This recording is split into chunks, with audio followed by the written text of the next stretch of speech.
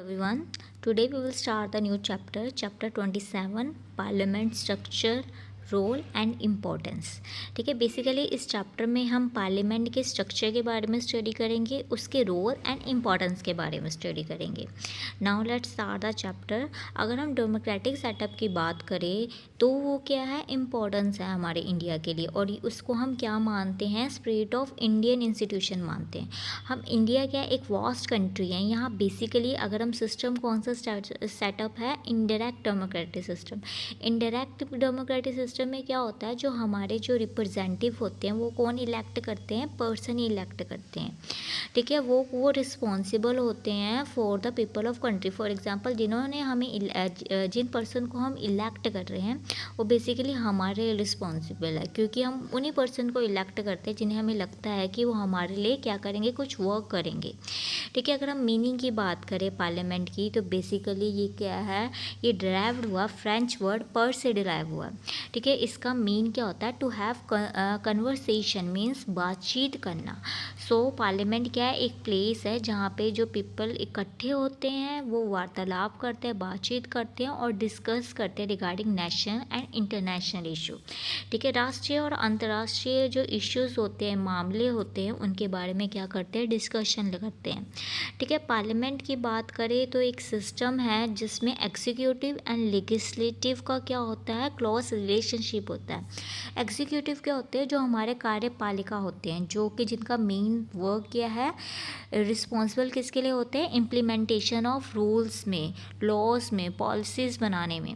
ठीक है, और अगर हम लेजिस्लेटिव की बात करें तो वो क्या होती है, हमारी विधान पालिका होती है, जिसका मेन वर्क क्या होता है, जिसका मेन है कि मेक करना रूल्स, मेक लॉ, मतलब कि नए लॉ बनाना, पुराने जो लॉ है उनमें चेंजेस लेकर आना और उन्हें ख़त्म करना। ठीक है, और पार्लियामेंट में इनका क्या होता है, क्लोज रिलेशनशिप होता है। ठीक है, जो भी मेंबर होते हैं एग्जीक्यूटिव बॉडी के, वो कौन इलेक्ट करता है, कहाँ से इलेक्ट होते हैं, from the member of legislative assembly से। ठीक है, और ये अपने ऑफिस तक तब तक रहते हैं, मीन्स तब तक ये अपना काम कार्यकाल करते हैं जब तक इन्हें जो लेजिस्लेटिव असेंबली का प्रॉपर सपोर्ट मिले। ठीक है, और जो भी मेंबर्स होते हैं एग्जीक्यूटिव के, वो किसके लिए अकाउंटेबल होते हैं, किसके लिए रिस्पॉन्सिबल होते हैं, लेजिस्लेटर के लिए। ठीक है, अगर हम कॉम्पोजिशंस की बात करें, बनावट की बात करें, तो पार्लियामेंट के 2 हाउस होते हैं, लोकसभा एंड राज्यसभा। ठीक है, लोकसभा को हम क्या कहते हैं, हम लोअर हाउस कहते हैं, और राज्यसभा को हम अपर हाउस कहते हैं। First we will study about the lower house, that is Lok Sabha. Lok Sabha को हम हाउस ऑफ द पीपल भी कहते हैं। अगर हम लोकसभा के कॉम्पोजिशंस की बात करें, कॉम्पोजिशंस मीन्स अगर हम ये बात करें कि उसमें कितने नंबर ऑफ़ मेंबर्स होते हैं और कौन मेंबर होते हैं, तो वो कौन होते हैं, वो मेंबर्स कौन होते हैं, जो कि हम इलेक्ट करते हैं, जो पीपल इलेक्ट करते हैं। ठीक है, और इसकी हम मैक्सिमम स्ट्रेंथ की बात करें तो इसमें 545 क्या होते हैं, मेंबर्स होते हैं, आउट ऑफ विच क्या होते हैं 543 मेंबर्स हम इलेक्ट करते हैं, और 2 मेंबर कौन नॉमिनेट करता है, प्रेसिडेंट नॉमिनेट करता है। ठीक है, आउट ऑफ 545 की बात करें, इनमें से आउट ऑफ 545 में से 85 मेंबर्स कौन से होते हैं, 85 जो सीट्स होती है वो शेड्यूल कास्ट के लिए रिजर्व होती है, एंड 47 सीट मीन्स 47 मेंबर्स किसके रिजर्व होते हैं, शेड्यूल ट्राइब्स के ट्राइब के रिजर्व होते हैं। अगर हम पंजाब की बात करें, पंजाब में से 13 मेंबर जाते हैं लोकसभा में। ठीक है, ये हाउस क्या कहते हैं, डिसॉल्व मीन्स ये भंग हो सकता है प्रेसिडेंट के अकॉर्डिंग। प्रेसिडेंट अगर कुछ लगे कि जो वर्क अच्छे से कर नहीं रही है, तो ये हाउस क्या हो जाता है, भंग भी हो सकता है, मीन्स डिसॉल्व भी हो सकता है। Next we will study about the Rajya Sabha. Rajya Sabha जिसे हम अपर हाउस कहते हैं, ये परमानेंट हाउस होता है। इसके अगर हम टोटल नंबर ऑफ मेंबर्स की बात करें तो 250 होते हैं। आउट ऑफ 250 में से 238 मेंबर्स कौन से होते हैं, जो कि स्टेट एंड यूनियन टेरिटरीज़ के होते हैं, और 12 मेंबर्स को कौन नॉमिनेट करता है, प्रेसिडेंट नॉमिनेट करता है। ठीक है, हमने लोकसभा में कितने मेंबर नॉमिनेट करता है, प्रेसिडेंट 2 मेंबर नॉमिनेट करता है, और राज्यसभा में 12 मेंबर नॉमिनेट करता है प्रेसिडेंट। ठीक है, ये 12 मेंबर्स कौन होते हैं, जो कि मोस्टली कौन से फील्ड में पॉपुलर होते हैं, literature, science, social science, science, art, इन फील्ड में से जो पर्सन ज़्यादा पॉपुलर होते हैं उन्हें वो इलेक्ट करता है प्रेसिडेंट। ठीक है, ये मेंबर्स क्या होते हैं, इनडायरेक्टली इलेक्ट किए जाते हैं, और बेसिकली इनका हम टर्म्स की बात करें, मीन्स इनका कार्यकाल की बात करें तो 2 ईयर्स का होता है। आफ्टर 2 ईयर्स क्या होता है, न्यू मेंबर्स क्या होते हैं, इलेक्टेड होते हैं।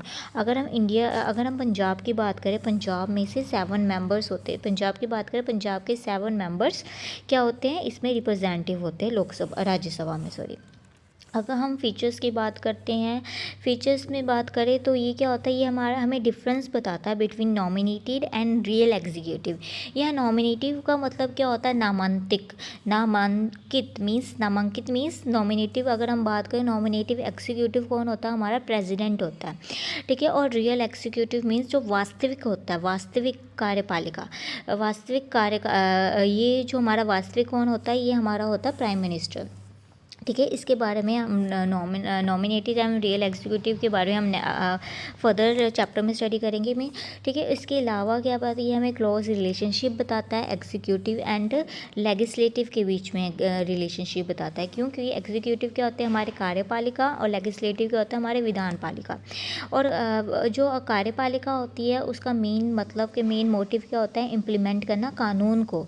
और लेजिस्लेटिव का मेन वर्क क्या होता है, उसके पास पावर होती है रूल्स को बनाना, लॉ को बनाना, ठीक है। ये हमें और थर्ड हमारा पॉइंट है, इसका फीचर्स क्या है, ये एग्जीक्यूटिव की रिस्पॉन्सिबिलिटी बताता है टुवर्ड लेजिस्लेटिव असेंबली के लिए उसकी क्या रिस्पॉन्सिबिलिटी है, उसको ये बताता है, ठीक है। ये किसके अंडरशिप कार्य करता है, ये प्राइम मिनिस्टर के अंडरशिप कार्य करता है। इसका इंडेफिनाइट टर्म ऑफ एग्जीक्यूटिव होता है। और इसके अलावा ये क्या होता है कि इसे अपोजिशन से, जो हमारी अपोजिशन पार्टीज़ होती है उसके द्वारा रिकॉग्नाइजेशन मिली होती है, ठीक है। यहाँ पे जो वर्कर्स हैं, जो भी मेंबर्स हैं, वो कलेक्टिव एंड इंडिविजुअली उनकी क्या होती है, रिस्पॉन्सिबिलिटी होती है, ठीक है। इसके बारे में आप फर्दर मतलब कि डिटेल में आप नेक्स्ट क्लासेस में पढ़ोगे, ठीक है। नाउ नेक्स्ट है, अगर हम रीज़न्स बताते हैं, रीज़न है कि हमने क्यों डेमोक्रेटिक गवर्नमेंट है हमारे इंडिया में, हमने क्यों इसे अडॉप्ट किया हुआ है, ठीक है। On the basis of relationship की बात करें तो ये हमारे में 2 टाइप्स की, लेजिस्लेटिव एंड एग्जीक्यूटिव की बात करें तो 2 टाइप की गवर्नमेंट एस्टेब्लिश होती है। फर्स्ट होती है पार्लियामेंट्री एंड सेकेंड होती है प्रेजिडेंशियली, ठीक है। नाउ और अगर हम इंडिया की बात करें तो इंडिया में क्या है, पार्लियामेंट्री फॉर्म ऑफ गवर्नमेंट है, जिसे हम डेमोक्रेटिक गवर्नमेंट भी कहते हैं। नाउ द क्वेश्चन अराइज ये होता है कि हमने पार्लियामेंट्री फॉर्म ऑफ गवर्नमेंट को क्यों इलेक्ट किया है, ठीक है। इसके आपको नीचे 5 रीज़न बताएं कि ये क्यों है। फर्स्ट रीज़न क्या है, हमारा जो knowledge of India masses about, कि इंडिया में बहुत masses about the parliamentary government, कि यहाँ पे ये है कि बिफोर इंडिपेंडेंस, अगर इंडिपेंडेंस से पहले भी हमारे यहाँ पे parliamentary form of government introduce की हुई थी, जो कि कब हुई थी, 1861, 1892, 1990 और 1935। इसीलिए हमने इस फॉर्म ऑफ गवर्नमेंट को क्या किया, अडॉप्ट किया। सेकंड पॉइंट क्या है कि इसे क्या मिली है, सपोर्ट मिली है from the member of constitutional committee, means जिन्होंने हमारा संविधान बनाया उनमें जो मेंबर्स थे उन्होंने इसे क्या दिया, सपोर्ट दिया। फॉर एग्जांपल है जो हमारे डॉक्टर BR अम्बेडकर थे, ठीक है। उन्होंने क्या बनाया, इस फॉर्म ऑफ सिस्टम को क्या बनाया है कि उत्तम माना है, कि ये मेन अच्छी चॉइस है, ठीक है। क्योंकि ये हमें किसको डिटरमाइन करती है, इसमें कंसिस्ट होती है रिगार्डिंग क्वालिटी ऑफ अकाउंटेबिलिटी भी है और परमानेंस भी है। इसीलिए इस फॉर्म ऑफ सिस्टम को हमारे इंडिया में क्या हुआ, अडॉप्ट किया। थर्ड पॉइंट क्या है, ये किस में बेस्ड है, ये सिस्टम किस में, रिस्पॉन्सिबिलिटी के ऊपर बेस्ड है। फॉर एग्जाम्पल है, हम क्या है, हम अपने जो मेंबर्स इलेक्ट करते हैं वो क्या होते हैं, हमारे रिस्पॉन्सिबल होते हैं, क्यों, वो हमारे लिए वर्क करते हैं, ठीक है। अगर हम इंडिया की बात करें, इंडिया बेसिकली क्या है, बहुत सेंचुरी तक, मीन्स बहुत सालों तक गुलाम रहा है, ठीक है। इसीलिए यहाँ पे ऐसा सिस्टम चाहिए जो किस पे बेस्ड हो, रिस्पॉन्सिबिलिटी एंड अकाउंटेबिलिटी पे बेस्ड हो। इसलिए हमने पार्लियामेंट्री फॉर्म ऑफ गवर्नमेंट को क्या किया, इंट्रोड्यूस किया, ठीक है। तो this system is adaptable to change. Adaptable change means अगर जो चेंजेस आ रहे हैं उसके अकॉर्डिंग इस सिस्टम में क्या हो रहे, चेंजेस आ रहे हैं, ठीक है। पीपल ऑफ इंडिया मानते हैं कि जो गवर्नमेंट क्या हो, जो भी वो गवर्नमेंट वो क्या हो, चेंज हो अकॉर्डिंग टू रिक्वायरमेंट है। इसलिए इसलिए इस सिस्टम में क्या है, गवर्नमेंट चेंज हो जाती है जब भी हमें डिज़ायर होती है, ठीक है। फिफ्थ पॉइंट क्या है, डेमोक्रेटिक सिस्टम की जो डेमोक्रेटिक गवर्नमेंट है टू द कोर, कि जो हमारी डेमोक्रेटिक गवर्नमेंट का क्या मूल है, ठीक है। पार्लियामेंट्री गवर्नमेंट एनफोर्स करती है स्पिरिट ऑफ डेमोक्रेटिक गवर्नमेंट, ठीक है। क्योंकि इसमें जो वर्क कौन करते हैं, वो पर्सन वर्क करते हैं जो हमने इलेक्ट किए होते हैं, पीपल के द्वारा इलेक्ट किए गए हैं। उनका मेन वर्क क्या है, पॉलिसीज़ बनाना, क्वेश्चन बनाना, ठीक है, वो किससे इन्फ्लुएंस होते हैं, by the government policy, by asking question और क्रिटिसाइजिंग देयर पॉलिसी। ठीक है, इस सारे इन मेन 5 रीजंस के कारण, इसके अलावा भी बहुत सारे रीज़न हैं, हमने क्या है पार्लियामेंट्री फॉर्म ऑफ गवर्नमेंट को क्या अडॉप्ट किया। अगर हम इंडिया की बात करें, इंडिया ने जो अपना पार्लियामेंट्री फॉर्म ऑफ गवर्नमेंट है वो किसके कॉन्स्टिट्यूशन से लिया, इंग्लैंड के कॉन्स्टिट्यूशन से लिया। ठीक है, आपका नेक्स्ट पॉइंट क्या है, रोल ऑफ पार्लियामेंट है इन द लॉ मेकिंग। ठीक है, पार्लियामेंट का रोल क्या है कानून बनाने में। Basically there are 3 main organs है अगर हम इंडिया की इंडियन गवर्नमेंट की बात करें। फर्स्ट है आपका लेजिस्लेटिव, सेकंड आपका एग्जीक्यूटिव एंड थर्ड आपका जुडिशरी। लेजिस्लेटिव का मेन वर्क क्या होता है, इनका मेन वर्क क्या है, इनके पास पावर होती है लॉज बनाने की। एग्जीक्यूटिव का मेन वर्क क्या है, इनको क्या करना है, इम्प्लीमेंट करना पॉलिसीज़ और लॉ को। एंड जुडिशरी का मेन वर्क क्या है, जुडिशरी क्या वर्क करती है कि उसका वर्क ये है कि वो रिस्पॉन्सिबल होती है कि अगर कानून बने हैं तो उन कोई भी कानूनों को लोग क्या करें, भंग ना करें। ठीक है, ताकि देश में जो न्यायपालिका है वो बनी रहे, इसका ये जुडिशरी का वर्क होता है। ठीक है, the main responsibility of making the law किस पे लाइज होती है, किसके हाथों में होती है, पार्लियामेंट्री में होती है। फर्स्टली जो बिल क्या होता है बहुत हाउसेस में इंट्रोड्यूस होता है, पार्लियामेंट के अप्रूवल से पहले वो बहुत हाउसेस में होता है। ठीक है, उसके बाद वो प्रेसिडेंट की अप्रूवल के लिए आता है। प्रेसिडेंट देन बहुत मतलब कि बुलाता है, ज्वाइंट सेशन बनाता है बहुत हाउस मतलब कि बहुत हाउसेस का।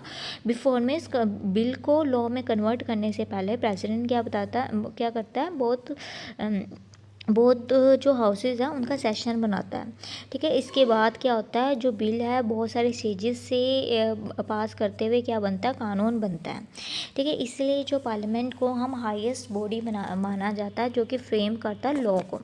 ठीक है, नेक्स्ट आपका है accountability of government toward the parliament. क्या है, जो गवर्नमेंट की क्या अकाउंटेबिलिटी है, क्या रिस्पॉन्सिबिलिटी है towards parliament. In our constitution की बात करें तो एग्जीक्यूटिव का मेन जो बेसिकली वो किसके लिए अकाउंटेबल होते हैं, जो हमारी कार्यपालिका वो पार्लियामेंट के लिए अकाउंटेबल होती है। ठीक है, गवर्नमेंट तब तक ही एग्जिस्ट होती है जब तक कि वो मेजोरिटी एंजॉय करते हैं इन लेजिस्लेटिव असेंबली में। ठीक है, all the member of executive government है वो पार्लियामेंट के लिए रिस्पॉन्सिबल होते हैं, पार्लियामेंट के लिए आंसरेबल होते हैं for their policies and action है। अगर कोई भी मेंबर है, अगर वो अपने if the member of executive अगर वो मेजोरिटी को लॉस कर देते तो उन्हें क्या करना पड़ता है, अपने पद से रिज़ाइन देना पड़ता है।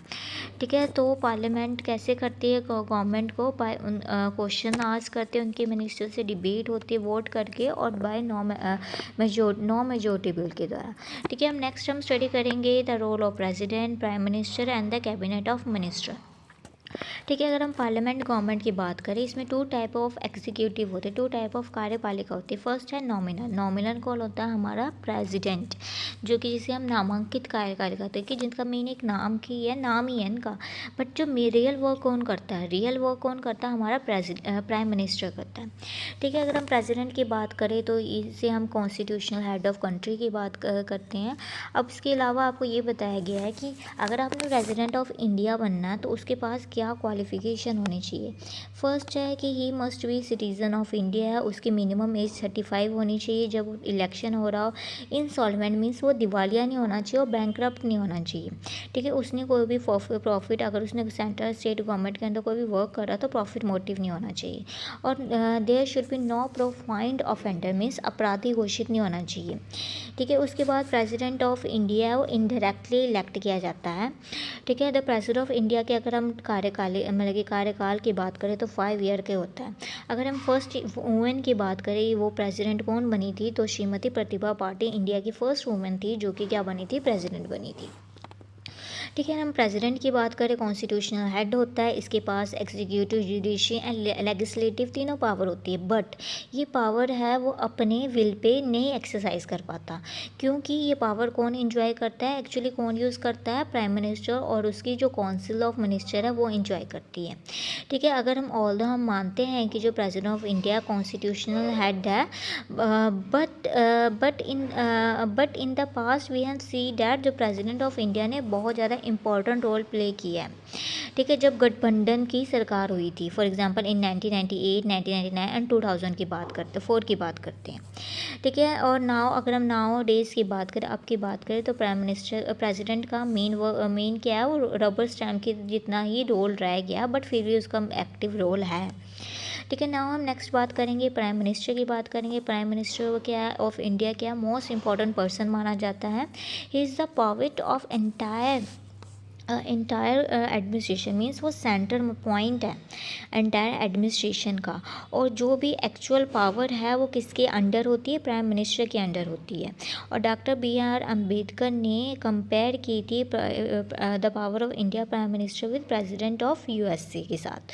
ठीक है, all the policies and plan है वो कौन बनाता है, किसके कंसल्टेशंस के अकॉर्डिंग बनती है, प्राइम मिनिस्टर।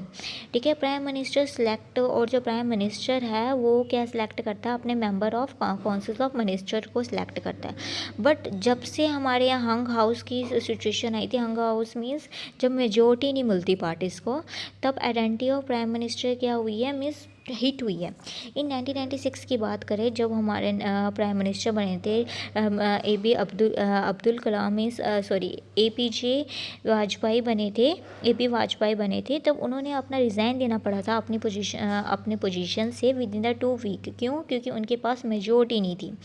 ठीक है, उसके बाद की बात करें, मोस्टली उसके बाद बहुत सारी जो भी पार्टीज़ रही है उन्हें, अगर हम 1998 से 2009 तक की बात करें, जो भी मेजोर पार्टीज़ हुई है, जो कि elections of house of people means Lok Sabha में, उन पार्टीज़ को मेजोरिटी नहीं मिली, जिसके कारण हमारे यहाँ हंग पार्लियामेंट जैसी सिचुएशन आ पाई है, और हमने मोस्टली गठबंधन की सरकार बनाई है। बट जो हमारा 16 लोकसभा हुआ था, तो BJP ही फर्स्ट ऐसी पार्टी बनी है जिसने अटेन की थी मेजोरिटी, और जिसके बाद क्या हुई थी, कैबिनेट सिस्टम की जो पोजीशन थी वो स्ट्रेंथन हुई थी। ठीक है, अगर अब हम नेक्स्ट पढ़ेंगे, व्यूज़ पढ़ेंगे of Pandit Nehru and doctor Rajendra Prasad on the president of India में। ठीक है, डॉक्टर राजेंद्र प्रसाद थे हमारे फर्स्ट प्रेसिडेंट थे, वो पंडित जवाहरलाल नेहरू थे, वो हमारे फर्स्ट प्रेसिडेंट थे। बहुत लीडर, बहुत ज़्यादा इन्फ्लुएंशियल से मीन्स प्रभावी थे, और मतलब कि प्रभावशाली थे। डॉक्टर राजेंद्र प्रसाद थे, वो इस फेवर में थे कि प्रेसिडेंट को ज़्यादा पावर दे। ठीक है, और वो सेंटर में उसकी पोजीशन क्या हो, बहुत ज़्यादा इम्पॉर्टेंट हो। ऑन द अनदर हैंड है जो पंडित जवाहरलाल नेहरू थे, वो क्या चाहते थे कि जो मेन पावर किसके हाथ में हो, प्राइम मिनिस्टर और काउंसिल ऑफ मिनिस्टर के हाथ में हो। ठीक है, हम पोजीशंस ऑफ पार्लियामेंट की बात करते हैं। पार्लियामेंट ऑफ इंडिया को हम हाईएस्ट कॉन्स्टिट्यूशन मानते हैं, क्योंकि उसका मेन मोटिव क्या होता है, लॉ को बनाना। अनडाउटली क्या है, ये जो क्या है, ये बहुत ज़्यादा ये इंस्टीट्यूशन कौन से टाइम पे स्ट्रॉन्ग था, जब हमारे यहाँ पंडित जवाहरलाल नेहरू थे, लाल बहादुर शास्त्री थे, और इंदिरा गांधी थे। बट ऑफ लेट क्या है, जो इंडियन पार्लियामेंट सिस्टम है, उसकी जो पोजीशन है डे बाय डे डिक्लाइन होती जा रही है। डिक्लाइन क्यों हो रही है? क्योंकि जो अब हमारे यहाँ डिबेट होती है, उसका वो किस में होती है, वो नेशनल इंटरनेशनल इश्यूज़ में नहीं हो पा रही है। हमारे यहाँ एक दिन में 10-10 कानून बन जाते हैं, जो कि हम without debate, without absence of members भी क्या हो रहे हैं, पास होते जा रहे हैं।